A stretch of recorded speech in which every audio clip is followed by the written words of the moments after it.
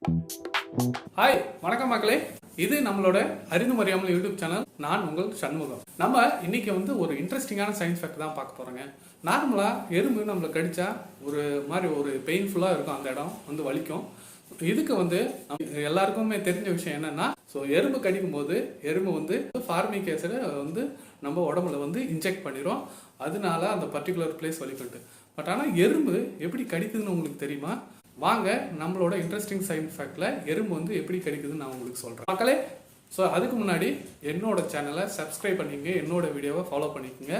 நார்மலா எறும்பு நம்ம மேல கடிக்கும் போது எல்லாருமே நம்ம என்ன நினைக்கிறோன்னா, அதனோட தாடை தான் நம்மளை கடிக்குதுன்னு நினைக்கிறோம். ஆனால் அது இல்லைங்க. நார்மலாக எறும்பு நம்ம மேலே நம்ம ஸ்கின்னை பிடிச்சிக்கிறதுக்காக அந்த தாடையை மாத்திரம் தான் யூஸ் பண்ணோம். ஆனால் எறும்புக்கு ஒரு கொடுக்கு இருக்குங்க. அந்த கொடுக்கு எறும்போட பின்பகுதியில் ஒரு இடத்துல ஒரு நீடில் மாதிரி இருக்கும். அது ரொம்ப ஹேரை விட ரொம்ப மெல்லிய ஒரு நீடில் மாதிரி இருக்குங்க. அந்த நீடில் இந்த தாடையால் பிடிச்சிருக்க சதையில் ஒரு 2-3 டைம் கண்டினியூஸாக பிஞ்ச் பண்ணும். அதை குத்தும் போது அதிலிருந்து அதில் இருக்க விஷம் நம்ம உடம்புல உள்ளே போகும்போது இந்த ஃபார்மிக் ஆசிட் உள்ளே போய் பர்டிகுலர் பிளேஸில் நமக்கு ஒரு மாதிரி வலிக்கிற ஒரு இரிட்டேஷனை உண்டாக்குதுங்க.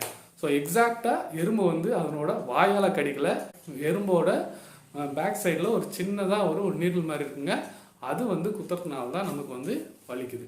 அதனால இந்த இன்ட்ரெஸ்டிங் சயின்ஸ் ஃபேக்ட் உங்களுக்கு எல்லாருக்கும் ரொம்ப யூஸ்ஃபுல்லாக இருக்குன்னு நினைக்கிறேன். இதேமாரி நிறைய இன்ட்ரெஸ்டிங் சயின்ஸ் ஃபேக்ட் நீங்கள் தெரிஞ்சுக்கிறதுக்கு என்னோட சேனலை சப்ஸ்கிரைப் பண்ணிக்கங்க, என்னோட வீடியோவை ஃபாலோ பண்ணிக்கங்க. நன்றி, வணக்கம்.